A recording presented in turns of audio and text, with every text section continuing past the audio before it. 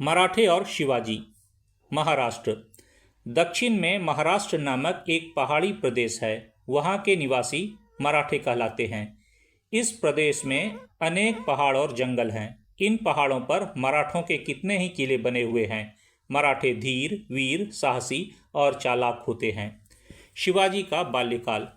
उस समय मराठों में शाहजी नाम का एक सरदार था। वह बीजापुर के सुल्तान के यहाँ नौकरी करता था।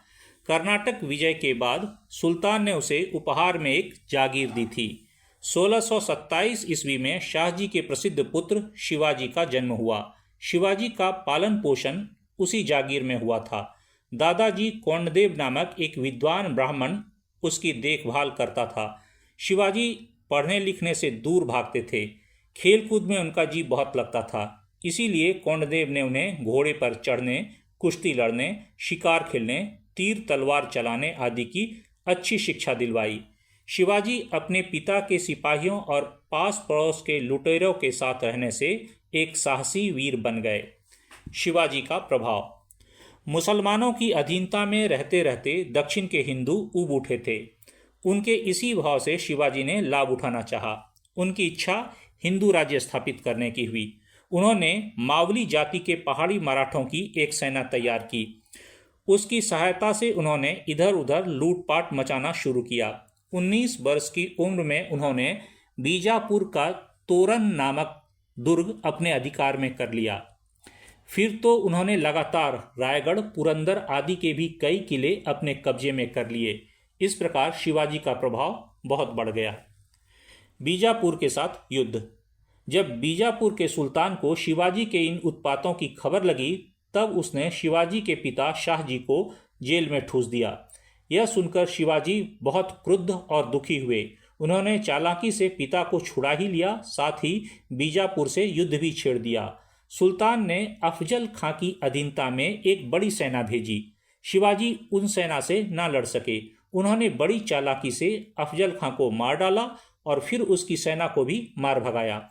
जब सुल्तान ने देखा कि लड़ने में फायदा नहीं है, तब उन्होंने शिवाजी से सुलह कर ली और उन्होंने पूना से लेकर कृष्णा नदी तक के प्रांत का राजा बना दिया। मुगलों के साथ छेड़छाड़। बीजापुर से सुलह होने के बाद शिवाजी ने औरंगजेब से छेड़छाड़ की।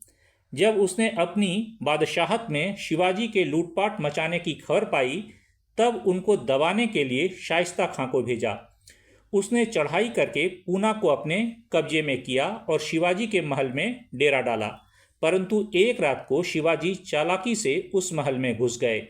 शाइस्ता खां खिड़की के रास्ते कूद कर भागा, पर जाते जाते शिवाजी की तलवार से उसके हाथ की 2 उंगलियां कट गई।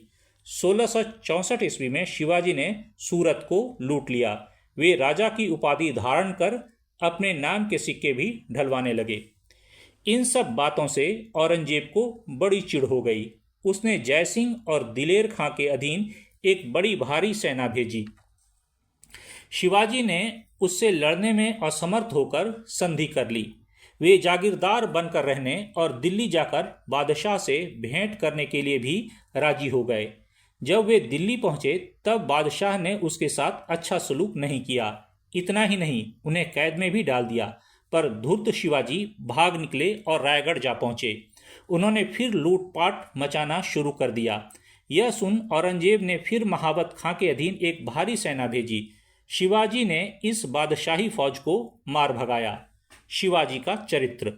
1674 ईस्वी में बड़ी धूमधाम से शिवाजी का राजतिलक हुआ। वे वीर, धीर, साहसी, चतुर, धूर्त और अच्छे शासक थे। देखने में नाटे और मोटे थे। हर तरह के हथियार चलाना जानते थे। समर्थ रामदास स्वामी नामक एक सन्यासी ने उन्हें हिंदू राज्य स्थापित करने के लिए बहुत उत्साहित किया था। शिवाजी इस उपकार के लिए जन्म भर स्वामी जी के भक्त बने रहे। वे बड़े तेजस्वी, परिश्रमी और अध्यवसायी थे। 1680 ईस्वी में वे मर गए।